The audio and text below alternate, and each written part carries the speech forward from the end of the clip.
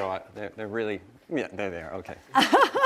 They're MSE, okay. Okay, All well, right. I have to say, it sounds like a lot of fun. Mm-hmm. Is it fun or is it hard work? Can you give us a snapshot of what life is like working all day, toiling away, designing toys? So I'm a toy inventor. That's my profession. I also teach over at the D School. We'll get into that.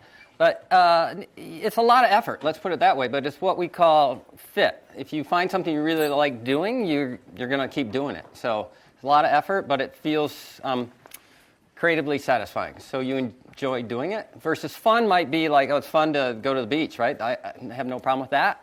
But it's like if you find something you really are engaged in, for us, this is what my class is about, around play behaviors. It's around really getting into it and sort of losing yourself in time. And it is crazy. It's a crazy industry. It's a really tough way to make a living. It's a challenging way to make a living. So explain to us, this is a bunch of people who are really interested in entrepreneurship and innovation, and clearly designing toys is an entrepreneurial endeavor. Can you tell us a little bit about the funnel? I know there's a really interesting funnel of going from ideas to actually seeing a product on the shelf. So I started the Toy Lab with a fantastic woman named Fern Mandelbaum, and she's a Stanford person also. And we each left our respective companies, and I had 10 ideas, and 3 of them were in the toy world. And we thought we were going to start a toy company, like a manufacturer like Mattel or Hasbro or Moose or Spin Master. Then we started asking questions like you guys are doing. If you're a good entrepreneur, you have that sort of license to ask questions when you're starting. People really want to help out. And we discovered this whole world of, there are some really professional firms around toy invention where you come up. So my life is around, in my team, I'll use the word I a lot, but it's a team now. And it's a pretty good-sized team. IDEO is 650 folks. So I say that's my team, but I have 10 dedicated folks in the Toy Lab. So we come up with ideas, then we have to prototype them, build them, get them to work, and then we pitch them. So we spend a fair amount of our time with an inventor's hat, a fair amount of time with a builder's hat, and this can be physical or digital stuff, and then a fair amount of time with a sales hat, trying to get people to buy so we can keep doing what we're doing, because it's, we like it. But so you talked about the sort of idea, the building, the selling. How many ideas do you have? How many of those do you build? Yeah, back to your funnel. So I like to say I've probably failed more than anyone in this room, because our funnel is a lot of ideas that don't make it. So people say, get comfortable with failure. I guess I'm pretty comfortable with failure. So we'll probably have, Bob Sutton did some numbers on our group a while ago. It was like 4,000 ideas a year, just ideas, like something on a Post-it, maybe a little sketch. And out of that, 400 were probably rendered, 50 or 60 prototyped. We probably sell 5 or 6, and hopefully two or 3 make money. So it's a lot of no's. But every idea we have, we kind of think is really cool, and then a lot of people don't. So do you go back and revisit the ones that have been thrown away? We'll go back and we'll look at the prototypes, so those ones that we've invested in, and see if there's a way. Maybe they're a little bit before their time, or maybe there's a way to rework them so they'll be a little more relevant. We keep a whole database of everything, and some ideas we can sell right away. Some ideas that might take 6 or 7 years, right? So that's what I was going to ask. How long is that process, right? If you're going from 4,000 to 400 to 40. Well, yeah. Hopefully that's a year. That's a year. That's a year process. Okay. A day process. That's That's a long ass day. Sorry. That's a long day. So no, it's a year process. But we've been doing this for 20 years, so we have a lot of things what we would call in the vault, ideas in the vault. Hopefully they're still good, and maybe we can sell them someday. So this is interesting. So you've got this process. Is everyone moving in sync through this process, or do you have a lot of things that are starting up all the time? So you constantly have new ideas, constantly new prototypes, or is there sort of a year schedule that you if you look at our production line, it would be ideas. So we have 2 or 3 brainstorms a week, and that might be the farm, right, what we're growing. And then there's people who are dedicated on projects they're really excited about. If we're building something robotic, like a really cool dinosaur or something with 6 motors in it. That's what we're working on. Keep it a secret. That's going to take a lot of time to work on that and get everything right. So we're investing heavy into something like that. That's so cool. So I love the fact that you have several brainstorms a week.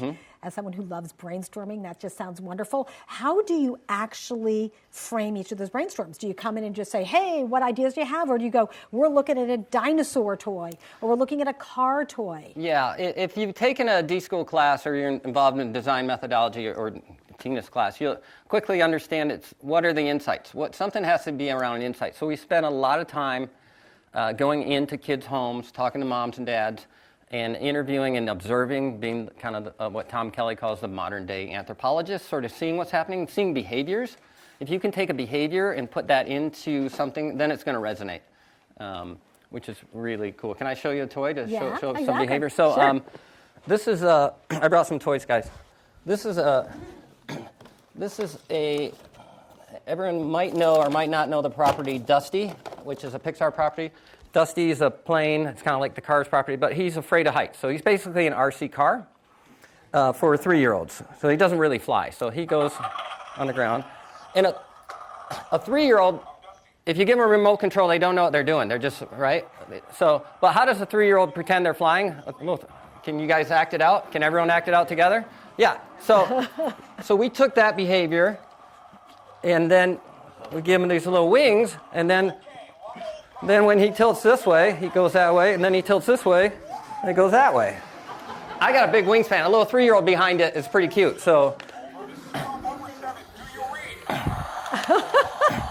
That's so fun. So how did you come up with that idea? Or how did your group come up with it? By watching kids, and then someone was pretending they're flying and remembering they did it themselves and said, how do we incorporate that into a toy? And then the way we prototyped that was we had that and someone behind the curtain driving it. When the kid did this, we turned it that way. So that saved us some money on the prototyping. Well, I love that idea. And then once we sold it, then we had to make it work, right? So. But that's what's really cool, and I'm so fascinated with the way you do that, is do these really, really quick and dirty, inexpensive prototypes that test whether a concept will work without actually spending any money or even putting any technology into it. So talk about that process. That's a real tenet of IDEO. It's a real tenet of the D-School. It's like high-fidelity thinking, low-fidelity prototyping, because you want to rough and rapid to get the idea out there so you can learn from it, not test to validate. Get it out there to learn from it, and so you can make it better. For those of you who will start running companies someday, what you want is, when you're CEO, to have that sort of ability to squint and see the real thing through a rough and rapid model. Because we see so many cultures that the model prototype has to be beautiful before they show it to the CEO or management, because they're going, what's this piece of crap? You know, and then your whole culture then understands, ooh, we got to make it look good, and they're wasting all this time. Right, and of course I understand in that situation, you're much less likely to get feedback. Yeah. You now are fully committed to something that might not work. So doing these really quick prototypes is really valuable. It's a culture. It's a culture thing. And you can do that physical or digital. You love the example where we were working with Sesame Street. We've done a whole bunch of apps with Sesame Street, digital toys. And we were trying to figure out how Elmo does his dance. And Sesame's in New York, my team's here. And we didn't want to do any programming yet. So the team had a clever idea. They plotted out a iPhone like this big, and then glued it to a foam core, cut the hole out, and then acted out the scene with a live actor behind it. The interaction was someone touching, you touch this button, and Elmo dances like this. And we could do that and then shoot a video of that in a morning. We went back forth 3 or 4 times before we had to do any software. So that was a really low fidelity way to do digital too, which is cool. Yeah, I love that. I think that it's called Monster Maker, right? And I love the fact that in a really short time, without any technology, basically no money, and you were able to really get some great feedback on the concept. Yeah. Great. So one of the things that's super interesting about toys is that they often foreshadow the technology that we're going to be adapting as adults in our lives. How do you try to anticipate what's going to be happening in the real world and then adapt that to toys? Yeah, well, my team's really lucky because IDEO's working in almost every industry, so we can see what's happening in transportation, and we can see what's happening in consumer products, and we can see what's happening in health. So it's interesting. So we did a $300 Barbie Hello Dream House that was out this Christmas. $300. It's good if you're an inventor. It's a lot of royalty. So, so it's a smart dream house. Like it's all this cool smart technology in it. And we've been working on smart houses for a long time at IDEO, but for like billionaires or other types of folks, and all this sort of stuff like the Nest and other stuff is sort of recognizing your behavior versus programming. No one wants to program, so we put all this same kind of thinking into this cool Barbie house. It was awesome. It was on Jimmy Fallon, which was really funny. So see, really, it's not expensive. I can get a whole house for yeah, you get a whole house $300. for $300. Try that in Palo Alto somewhere, right? Put it on a piece of land. Yeah, well, so that's an interesting point, is that for $300, I can get a real house. Do you use this actually as a way to test concepts for real products in the real world? I mean, are toys a foreshadowing? Toys is kind of a foreshadowing because pretty fast in the marketplace, and a lot of technology finds its way in toys in a hurry. Like RFID was in toys in a hurry. Different colored LEDs were in toys in a hurry, just because toys don't last long. You buy a refrigerator, it's going to be there for 15 years. So the technology it's hard to sort of keep updating on that in a hurry. But toys have such a short life, and a lot of them are physical, so you'll see this technology in there, which is pretty interesting. Very cool. So can you tell us a little bit about the relationship you have with the manufacturers, who I assume are also the distributors, right? So yeah. So we what's have great long-term relationships with Mattel and Hasbro and Fisher-Price and any of the big toy companies, Moose. And who's got kids out here? Anybody? So if you have a 3-year-old or a 5-year-old daughter, you know what Shopkins is, which is, if not, it's Are you the guy? No. but I know the guy. But it's a brand that went from zero to almost $1 billion. We do have a Shopkins item called the Shopkins Tall Mall. It's like a dream house for. So these are long-term relationships. These are our customers, so to speak, and it's a little bit. There's always tension there because Mattel has a huge design department. But the market forces are such that they're about 1/3 of all new toys are licensed from the outside, because the toy industry has been looking outside for ideas a lot longer than other industries. Sort of a little bit of open innovation, but with known innovation partners like my company and others. So it's interesting because they can't tell you exactly what they want, because they tell their own team, but they're looking, and you start to understand. You start to get some really good institutional knowledge. Like, I've been visiting these guys for 20 years, so I have a history, and know their history, and know their product line, and kind of know where they should be fishing, so to speak. So are the toy manufacturers and distributors like Mattel, are they like venture capitalists, that you go in and pitch them, and they say yes, or no? No, kind of. It's much more like a screenplay or royalty deal. They'll publish your work, so to speak. If you're an author, you'll get a royalty on a book. Although people care who wrote a book, they don't necessarily care if IDEO invented a toy or not, unfortunately. But yeah, but they might say, "I want something." But it's a long-term relationship. So it's. I got some really good advice from an inventor when I first started. He said, "It's important you sell something, but it's more important you get invited back to the meeting." So, because if you don't get invited back, you're not going to have a sustainable business. Because if you go in and burn your bridges on one deal, go through it. Do you find that you're often working on the same projects, the type of things that they are, and yeah. so you have sort of intellectual property issues? Exactly. It's a relationship built on long-term trust. So if they say we're working on something very similar, we'll take their word for it, because they're not going to try to rip us off, because there's a tension. They want us to come back too, right? So, but we all see the same things in the marketplace. We're exposed to similar ideas, and sometimes things are. Everyone's right. The same ideas bubble up to the top. Exactly. Okay, so let's go back into the lab where you're designing all this. What makes something fun? Yeah, that's a really interesting question. It has to have an element of surprise, of delight. It has to meet some kind of. It's best if it's based on some kind of insight, and the insight could just be it wants to be fun, right? But that's, like the plane had that sort of element of magic, because it felt like you're actually flying. Let me show you another toy. This is a. You haven't jumped to failure yet, but I'm going to jump to a failure story. This is one of my earlier products. This is a baseball bat, for those of you listening online. It's just a kid's baseball bat, and it was called Grand Slam Bubble Bat. You hit this button, and there's a mechanism in here, and out came a bunch of baseball-sized bubbles, and then you smashed them, right? Like pretty that's pretty kinda clever idea. fun. Yeah, that's kind of. I thought that was great. So this is early in my career. I'm at Mattel in a conference room. I think it was one of my first meetings with them. And there are 5 or 6 execs there, and they're all sitting there looking pretty formal back when people wore suits. And I'm hitting the button. There's a mechanism here, and it's not working. And I'm feeling like, oh, no. So I just try to jiggle it, and I swing it, and it just threw bubble stuff out and laced them across the suits, right? And they looked at me like, are you goofing on me? So I was like, that was a huge failure. I was very polite and wrote him each a sorry note, so I got invited back.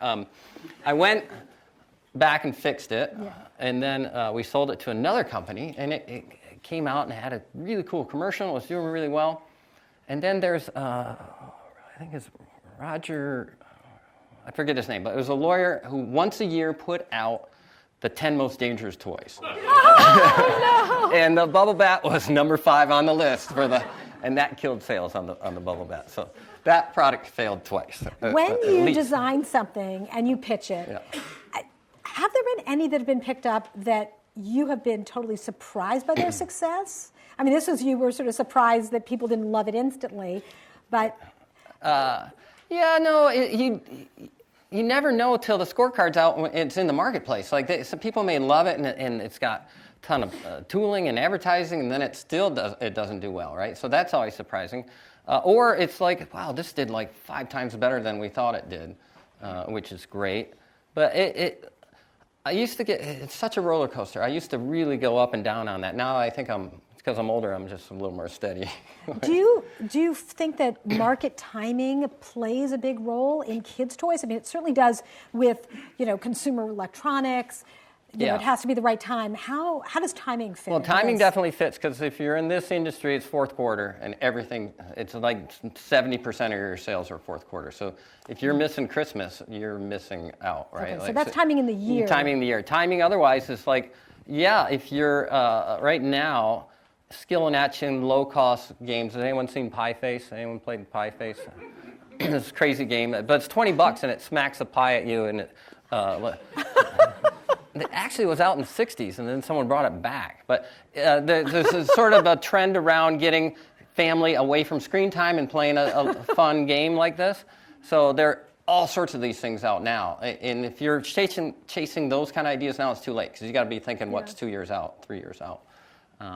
So some of it's definitely there's luck, but there's luck if you're really working hard on these things. So let's go back further into the design process and the brainstorming. A lot of people say brainstorming doesn't work, and they try to do brainstorming and they're not successful. What makes brainstorming in your group successful? Yeah, that's a really great question. And if you back off of brainstorming a little bit and think of the design process, there's inspiration. So you got to get inspired, see something your competitors aren't seeing. Then there's ideation. Take what you saw, it's framed up somehow into an opportunity, a strategy. And then ideation. And brainstorming is just one technique. I mean, you could have a technique where you get good ideas in the shower. That's just not very repeatable. You have to run home or tell your boss. And you use a lot of water. Yeah, you use a lot of water.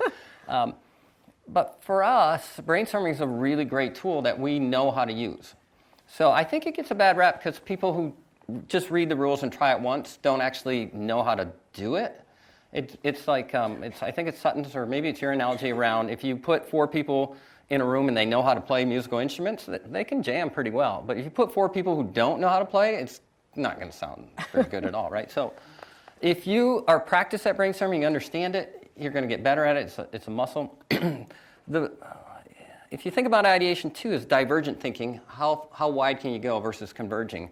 And we are so good. Everyone in this room is probably so good at converging thinking, because you didn't get into Stanford, you didn't get all these degrees without converging and making decisions and understanding how to get to the answer in a hurry. Divergent thinking is just like, how do you keep your brain going wide and ridiculous ideas and all sorts of crazy ideas, because that's where you're going to find a good idea. If you're really close to being ridiculous, it's probably could be brilliant. Otherwise, it's just okay. So getting in that mode, and then there's confusion around folks think creative people are only divergent. They're just constantly like, no, they know when to turn it on and when to turn it off, versus too many people go a little bit, then close, a little bit, and then close. So well, see, that's one of the big problems, right? If you're actually evaluating the ideas too early, you kill them. Can you talk about how you get people ready for a brainstorming session where they can be as prepared for divergent thinking as possible? So when we bring in new folks, we sort of indoctrinate them a little bit at a time. So you put them in with a bunch of good brainstormers so they see that behavior and they know how it's working. So that's one way. Before we go into the brainstorm, you have to have your question. It's all around the right question. So we've got the insights, we've got the question. But we'll do a lot of list making. A lot of list making gets your brain just rapid fire. So a lot of list making, and then we'll... can just double click on that. Give me an example of a list. If we're doing let's say we're inventing a car for travel. Plane, car, transportation. Yeah. So what do people do on planes? Types of play, all these kind of things. Just list, right? What do kids do for fun? What do kids do that's stupid? How do you do this list in a hurry? That sort of gets your brain sort of rapid firing. Then we'll discover something that works really well. Then we'll say, let's do a couple of minutes of heads down time, sketch up 2 or 3 ideas. We're huge Post-it users, by the way. It's just because people come in and think, you guys are nuts. But it's the way you can cluster in themes. So then we'll do a couple of minutes of heads down time to sketch up 2 or 3 ideas, which is we found really good for some of the introverts, so they can get some ideas down. And then people start to share, then riff and build off them. So that's really interesting. I was going to ask you about the trade-off between individual time and team time. Do you find that when people brainstorm by themselves and then come back, that they're very wedded to their own idea? Or no, if we don't give much time for that. It's just like to get a few ideas out of your head right away, and then we're all going to build on it. Okay. And we're very clear at a brainstorm to let anyone new in the room know that these ideas are all the group's ideas. They wouldn't exist if everyone wasn't here, right? Like it's not just one musician in the band, it's everyone, right? So we're careful not to call that Tina's idea or Brendan's idea. We'll number the ideas so you can go to the numbers. And then we'll have a little mini goal. Let's get 50 ideas, and that flips everything around people's heads. So obviously a brainstorming session is only good as the brains in the room. What type of people do you have on your team? A lot of industrial designers, but mechanical engineers, computer science, a lot of technical folks, and then the design researchers. But we at IDEO and the D School look for what we call T-shaped people. They have a real depth in one area. That might be design, it might be computer science, but they love to. They're interested in the other disciplines. They're really interested in design research, so they play well. If you think more of an I-shaped person, it's more of a guru. They only want to do their stuff, and they get kind of grumpy if they're talking about other people's stuff. The gurus can be great, but they're just not fit for our culture. Do you invite them in? Do you invite in people to participate? We'll interview gurus like crazy because they're experts and they're extreme, so you want to know what they're thinking. But they're not necessarily right for our culture. Great. Does everybody on these teams have to be able to build something? Do they all have to be able to? In the toy group, they have to be able to build, whether it's physical or digital. They have to be able to make something tangible. So a lot of folks are, it's a lot of sort of misconception around ideas where it's all in your head and then you just have to give it to someone else. There's a lot of what we call thinking with your hands. So as you're building, you're designing and creating at the same time, the brain gets way too much credit. The hand should get just as much credit because it's sort of informing your decision and making things happen and discovering things and inventions as you go. So, super. So, how do you manage a group of creative people like this? I mean, I imagine you get a bunch of folks who have lots of independent ideas. What type of culture do you create, and how do you manage that group? Yeah, I was on a panel once with, and a similar question came up. I was on a panel with a Navy SEAL, the captain of the America's Cup, and the president of Sonos, the founder of Sonos. And the audience asked me, he said, what do you do from your teams to keep them from burning out? And I looked at the SEAL and I said, this is the guy who can answer that question. And he said, they're burned out when they fall over. So it was just like, all right, we don't burn our guys out that much. No, you look for, so we'll brainstorm, and then we'll look for ideas that we want to, we'll kind of do a vote or some editing from the senior folks as what we think has more potential. And then we'll look for who's really passionate around trying to make that come to life. And that might be one person pointing it. If it's a robotics person, we got that person on our team, they're going to be really jazzed about that. If it's some type of fashion doll and it's got to be beautiful and all this, we've got that kind of person. So we'll have people at different point, but other folks then will come in and help because they're excited about learning on something. That's really neat about any organization, if it's framed up the right way, if it's a learning organization, because you want to, personally, you want to learn something new, a new skill, a new talent. So we have that sort of mindset around learning. So you think you're in school, and once you're out, you're done learning. You should always have that sort of appetite to keep learning, because it's more creatively satisfying. So I know that you're really passionate also about space and how the physical space affects the way you think, the way you behave. Can you describe the space that you guys have designed? I know it's gone through lots of iterations, so maybe you could share a little bit about how the space has been designed and how it's changed over time and why. Yeah, space is, for those who will own companies or already do, it's one of the most underutilized resources for innovation, because people just lay it out and they don't think about it, or they just, what looks cool or what's cost effective. So it doesn't have to be expensive. It just has to help your behavior. So we have a lot of space in the Toy Lab or at IDEO or at the D School, what we call the we space. How do we work together better? So there's a lot of project spaces versus the me space, which is my office. I want it quiet. I want a view. That's not important to us. All the action for our new folks is not about an office. In fact, there's almost no offices. They're about where's my project space? What are my tools? Who's on my team? So we want to have tons of interesting project spaces. We had a team working for Fender guitar at IDEO, and they were worried that the musicians would be too cool. So they brainstormed, and they thought, and they found a old Airstream down in Santa Barbara. So they drove down there, got it, brought it up, gutted it, and made it into their project space. So that looks really cool now. So it fit the bill. Yeah, that fit the bill. But so in the Toy Lab is definitely a maker space. Their project bench, sort of these super cool project Toy Lab benches that it's got every tool you need there. There's a little mini shop there, even though the big shop's 200 yards away. But and then our digital team sits right there in that space too. Our design for play team sits right in that space. So it's a lot of action happening there. What about prototyping materials? Do you have any? We have a wall. I think I've got $15,000 of Container Store drawers there of all different stuff, all labeled by materials, mechanisms.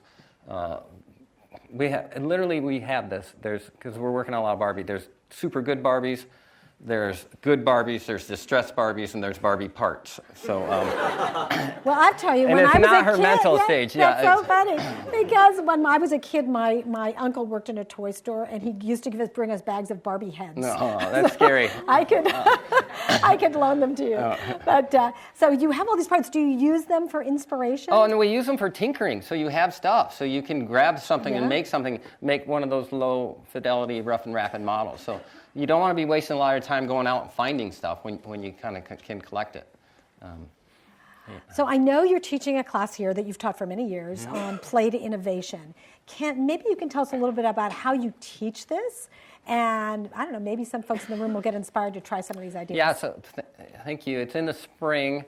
It's the D School. This class is about 35. This is about as big as class we can take. Oh, and a few years ago, I started setting the class each day in a circle. I think you might do the same. So if you think back to kindergarten, you were in a circle, and you're in a circle, and I discovered this way everyone's in the front row, and there's no sort of checking out in the back. So there's eye contact with everyone. It's really hard to be on your device checking that out. So that's what kindergartner teachers do. So, and then you can reconfigure if you're doing projects and other things like that. But the class, you want to know about the class? Yeah. So the class overall is this intersection of play and innovation and how important that is. And play sort of has a PR problem. Most people think most adults think play is frivolous, or they think it's for kids. Most companies think at best play is break time, foosball, ping pong table, and those are great. Nothing wrong with foosball, ping pong, a break. But for me, play is engagement. It's are you focused? Are you excited? Are you? We talked about this just in the beginning. It's intrinsic. It's built into us. We want this satisfaction. So the two biggest reasons we come to work are purpose and play. And there's now a lot of science happening around play, kind of where the science of sleep was 30 years ago, about how important sleep is now. No one sort of doubts the science of sleep.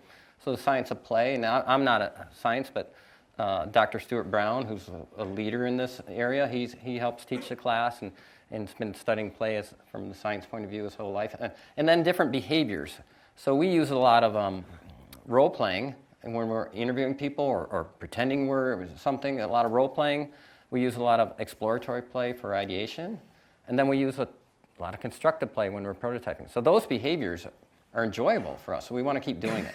So, and then you can think of play as your playground. Is this a safe place to innovate in? Is it okay to take a risk and have a terrible idea that you don't know is a terrible idea, but you're not going to get chewed out? Yeah. What kind of projects? Yeah. So in my class, we always try to get some corporate partners. We had some really great ones. We had Anheuser-Busch, how to make the designated driver role the fun role or the cool role. That's a great that was one. really interesting. It turned out a lot of people want to be the designated driver, some of the insights, but they were afraid to admit it because then they weren't cool, right? So that was cool. One team had a fabulous solution, well, at least I thought so. You buy a 24-pack, and they're just color-coded, four colors. And one of the colors is non-alcoholic. So you're playing a game, and you have to figure out who's not drunk, and that person's trying to act drunk. So. You're drunk. No, you are. We had a really delightful one with Scholastic on how to make lifelong readers. If you think about books and how few books, everyone's reading pads and other things. I kind of think the last real book will be a kid's book, right? And there's some great insights on that project around so many parents stop reading to their kids once their kid can start reading. Because, hey, kid can read. I don't need to read to them anymore. Versus it is really beneficial to keep reading for as long as that kid will let you read, and you can discuss and change the content out to something higher. We had Visa all around how to, I called it, I didn't even know they had a term for it, but I approached them about making budgeting more playful. And they said, oh yeah, we have a financial literacy department, which that doesn't sound playful, right? So that was interesting. So it's that type of real world projects. But isn't that so interesting, that the idea that you can make anything fun, right? You can make it engaging, right? So if it's more engaging, you'll have better loyal customers. If it's interesting and you want to come back for it, it's all around that. Does this pull you in? Is it delightful? Is it surprising? Is there something there that makes you want to keep doing it? Great. In a couple minutes, I'm going to open up to questions to the audience, so you can start thinking about the fun questions that you have. I also love the book you wrote with John Cassidy about basically an invention. Can you talk a little bit about that? John Cass is helping in the class too. He's awesome. He's the founder of Klutz, and a lot of you guys probably grew up with Klutz books. He kind of invented this concept of books plus juggling, books plus other stuff. And Cass and I wrote this book called The Klutz Book of Inventions, and it was all around this concept. To get brilliant ideas, you have to be really comfortable with ridiculous ones. So the guy who first invented the wheel, probably people thought, that's stupid. What do we need that for? So we brainstormed thousands of ideas. We prototyped 162 of them and then photographed them and put them in the book. So we built all these crazy things. And the front of the book talks about how to think like an inventor, and the last couple of pages talk about process. And it's perfect if you're 10 years old or you like to feel like you're 10 years old, because you're 10 years old, you have enough life experience so you think you kind of know what's going on, but you're still very optimistic. You want flying cars and other things in the future. So, there's one of my favorites for the 10-year-old. There's a pull-down kind of like a blind, but it's got a perfect photograph of your room completely made up and looking perfect. So mom walks by, hey, it looks good. For adults, there's one, if you've ever gotten a parking ticket at Stanford, no one's ever gotten that, right? How do you put some delight back into a parking ticket? So we came up with this idea of a scratch-off parking ticket. So it was like, we owe you the fine, So like you could take a little risk in there and double the fine, right? But it was like, so someone from a city municipality came up to me after a talk and said, that would probably work if you do the math. People, you give enough discounts because people from out of town throw away tickets and it's hard to collect, right? Yeah. So. We had one, if you ever had a broken arm or a sling, it had a pictogram of like a shark biting you or falling off a ladder. And then we had all these things built, and when people would walk through on tours of IDEO, they'd think, what the heck, this is crazy. But otherwise, but again, folks who have had brilliant ideas and gone and started amazing companies will tell you stories how folks said it was ridiculous. There are amazing stories around that, right? Well, so this is really important. So you come up with all these ideas, really crazy ideas. At what point do you say it's actually not so crazy? Well, we said that in the book. We said if you take any of these, send us some money. so it's up to you. We don't care. No, what we did get is literally, the book did really well. It's like 300,000 copies or something. But we got hundreds and hundreds of drawings of inventions from kids of these really cool, delightful things. So they're thinking and they're drawing. I love that they're physically drawing because I think that's just a trait of creative people. They don't have to draw wonderfully, but they just like to draw. So the back of the napkin stuff. So inspiring some of the next generation around inventors is really great. Great. Well, let's see what inspiring questions we have. Who has a question? Yes. How do you deal with being stuck? So the question is, how do you deal with being stuck? Yeah. I think there's a lot for me, and I'm encouraging my team, is this mind-body connection. So go for a run, go for a walk. But we're built to move, and there's something about not moving enough that I think doesn't help. So, folks who are fidgeters like to fidget and they like to move. So getting out and going for a walk, or, we have our friend Fern, who her meeting is basically walking the dish, right? So it's getting that movement, I think, helps get unstuck. Great. Yes. So I have a kid. Mm-hmm. I'm curious about how both you and the toy manufacturers balance, the play and the fun with parental goals like fostering non-cognitive skills or encouraging little girls to go into science. Yeah.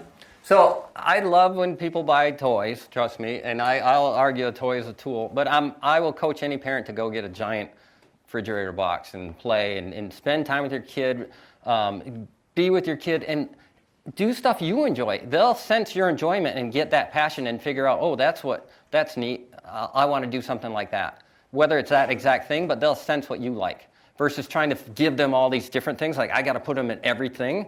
If you actually, Dr. Brown, he says it's something, twinkle in the eye, the kids recognize that and they sense that engagement, that passion. So that's all I can say. You could just sell refrigerator boxes. Great. Similar to that question, how do you simultaneously get product market fit with the child who's going to be using the toy and with the parent who's going to be buying it? And are those always No. I'm going to repeat the question just so everyone hears it. So your customer is both the kid and the parent, right? And so the question is, who are you really selling to, the kid or the parent? And are they different? Yeah, it depends so much on age. Like people try to lump kids into all age, like an 8-year-old to a 4-year-old. 8-year-old's twice as much life. When a 3-year-old says I'm 3.5, that's a big deal. A 40-year-old doesn't say I'm 44.5, right? Like that's not. Woo. So understanding what age range is in there. So for preschoolers, you're really targeting the mom and the dad. And then when they get a little bit older, then that kid has so much more say, and they want that. They want that. When they get older, a little bit older, they're making car choices. They're when we've seen tweens making the car choice, telling we want this one. So it really depends on the age of the child, and then it also depends on is it first child or second child too, because there's so many different dynamics happening in that. But understanding those forces, we have what we call kind of the SpongeBob effect on some things. Mom doesn't really know what it is, but she knows it's not terrible. But the kid really wants it because it's kind of edgy, right? So that SpongeBob effect just sort of keeps going up. And then mom starts to get more and more nervous, depending on what age it's at. Good question. Great. Yes. You mentioned that you document all the ideas and you generate a lot of ideas. How do you manage that? And do you have a mechanism to revisit the idea? No. Right, so I'm going to repeat Okay, it. Okay, please. So you get all these ideas. How do you capture them? How do you store them? How do you manage basically your entire collection of ideas? So great question. So say we do a brainstorm where we have 100 ideas. We'll quickly vote on the ones that we think have merit. So that might be 5 to 10. The rest of the ideas we're not going to capture. We literally are going to let them fall to the floor. They're not important to us because we can do another brainstorm and those ideas will be more relevant than keeping all the old ideas. It's just too much. And they're really just an inkling of an idea. They're more like a headline. You're going to have to push those further. So once they become something that we're going to prototype, then we're going to capture it, and we have a database and the videos and photographs, all that kind of stuff. But people treat all ideas as equal, and they're not. They're just like quickly decide which ones you need to elevate, which are rising, and let the rest fall. Great. Yep.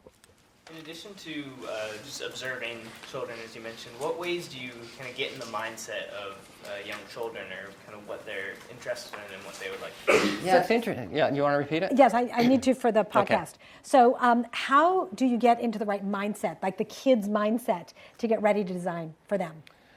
Yeah, we did a product a while back with Fisher-Price called Jumperoo, which took for parents, it took the one that hung in the door frame and made it a freestanding one.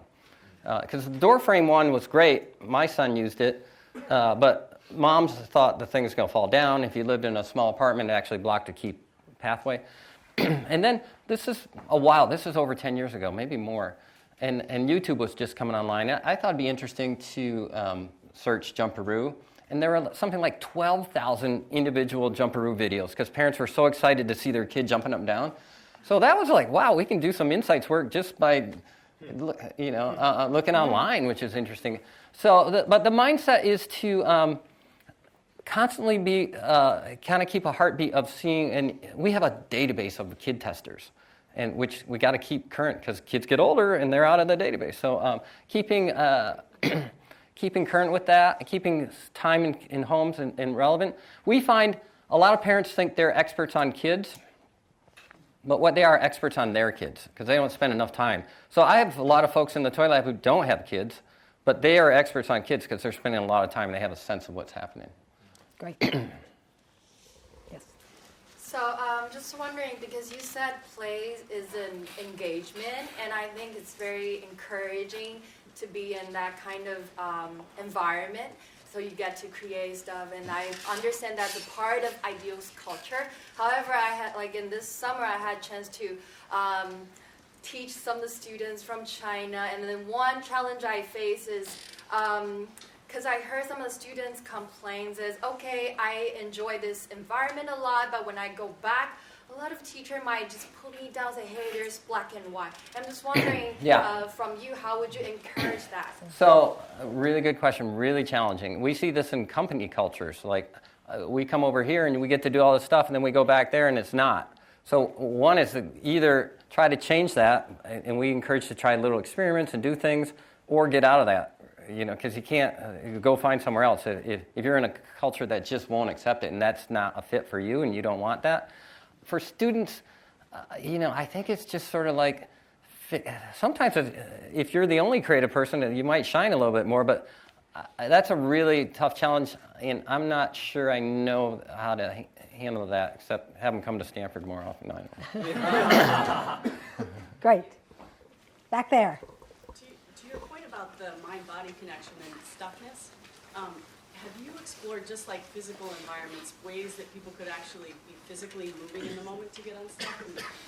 And, So the question is, are there very specific things you can do physically in the moment to get unstuck? Physically. Yeah, you can hold your hands like this. Everyone do this. And then you can make a big figure 8. Everyone, for our podcast, clasping our hands and we're making a big figure 8, so you can do this online. I should make a video. And this, we're not going to do it that long. This, I've been told this connects your right and left brain together because you're circling across. So if there are any scientists in the room who want to prove that, you can. That's a good question. We'll do a PET scan while we do it. I had a former TA who came into my class, and then she gave a real simple. She's repeating someone else's work, but she gave a real simple brainstorm topic, and teams of 2 came up with ideas. Then she made everyone run around the D school. Then we did a similar topic, and it was like 23% more ideas or something. And it's not the perfect case, but she's trying to illustrate, and people felt a little more, so some type of burst in making it acceptable in the culture. So it's like, Yeah. What are your favorite, besides figure eights? What are your favorite warm-up activities? This one's really good. I make my students do this one. So put both feet on the ground flat. And then take your right foot and circle it in a clockwise manner. Everyone play along. Keep circling in a clockwise manner. Take your right hand, hold it up high, and then draw a big number 6. Keep circling clockwise.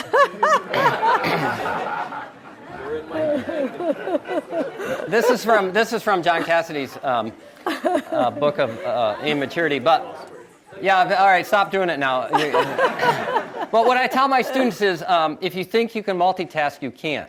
Because you do 2 things worse. So you can do one of these, I can do this, but you try to do them together. So that's my lesson out of it. But I'm trying to get people not to screen time. That loosened us up. Yeah. Great. More ideas? Great. When you were talking about brainstorming, one of the things that I thought was interesting was that once you start brainstorming, you don't assign ideas to any one person, like they belong to the group. Right. But there are also times in a career, especially earlier on, where you want to be recognized for good ideas that you're coming up with. So how should like a young professional balance being a team player and being creative with getting credit for what they're coming up with? So the question is that balance between being a team player and getting credit for the work. I mean, if you're constantly giving everybody else credit, how do you get recognition for your ideas? That's a really good question. There's a book I read called The Art of Possibilities, which is by a couple. Xander is the Boston Philharmonic, Benjamin Xander, the conductor, and his wife, who's a psychiatrist. And he has one chapter in there about contribution. And it's just like, if you're going to contribute, it's going to come back to you. Somehow it just doesn't feel like it will, but it will. So if you get in that mindset or that mode, and you're known as the person who's helping everyone else out, I think it's going to come back to you. Or you're going to get such a good idea, you're just going to go start your own company. You won't need credit. So you'll be giving everyone else credit. I think that's a lot of what Stanford coaches is. We make great employers, right? Like so. But I find that it's just more enjoyable than kind of. Or hopefully you got a business lead who's looking out for you, right, and that kind of stuff. So. Yeah. Great. Yes. How do you toe the line between ridiculousness and feasibility? Mm-hmm. How do you toe the line between ridiculousness and feasibility? At some point you can converge, and then you can have a manufacturing engineer in the room. You can have all sorts of folks who can, or any type of adult in the room who said this is not possible. And then either someone who's really excited about it's going to push back and make it possible, or it'll fall to the floor. But the risk is not being in that realm and just playing it safe too much, and you won't get to something that's interesting. Well, so knowing that you're going to have to build it, does it ever inhibit your ideas?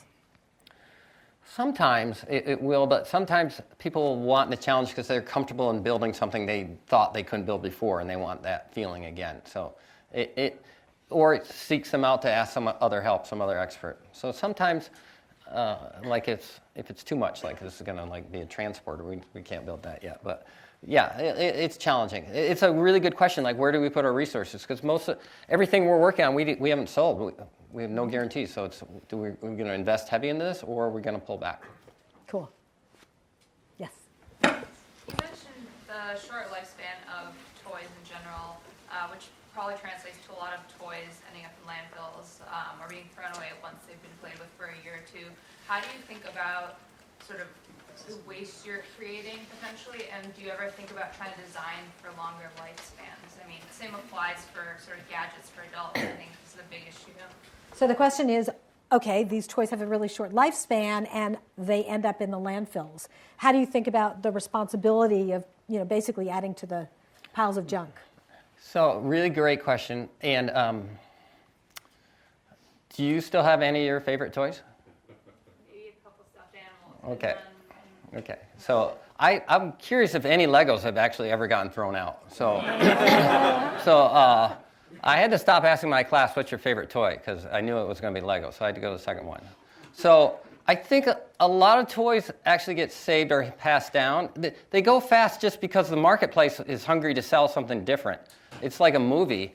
There's always new movies. We don't just keep watching the same movie because there's, and kids. So it's some of that. So my hope is we're building playthings that are going to last. But yeah, sometimes stuff isn't. The companies we work at actually have high quality. They're making a lot of good stuff. I get depressed when I walk into like a CVS and I see these junky toys that are basically, we call them plastic by the pound. And that's not stuff we work on. It's just, so I'm with you on that. So that's where I'd rather not have a toy in that case, go do something else. Great.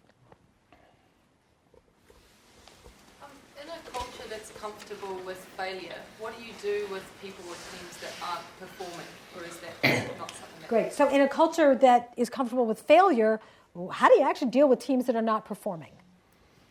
Yeah, so I think then they need to reevaluate what their goals are, what their objectives are. Are they working together? Can we... Basically, it's like we want to help that team, right? Because other teams might remember when they had some humble times. So it's what's wrong. It's kind of like fixing a sport team. What are you going to do to make it better versus like, let them go or something. So I think it's a lot around training and a lot around best practices. So I'd have to dive in deeper to see exactly, but my guess is it's around training and best practices. Great. I'm 23 years old. Maybe I'm a Stanford undergrad, or maybe I was at Michigan State, came here, got my master's. How would you evaluate whether I was a good fit for IDEO? So the question is, I've just come out of school. How does IDEO decide if someone's a good fit for their firm? Yeah, well... Well, actually, a little more specifically, how would you, Brendan, evaluate? How would I evaluate myself? How would I evaluate myself? No, how would you evaluate a candidate? How do you evaluate candidates? Undergraduate. Yeah, well, the undergrads are becoming better and better here. It's just amazing how the D school is supposed to be grads only, but I try to sneak in undergrads.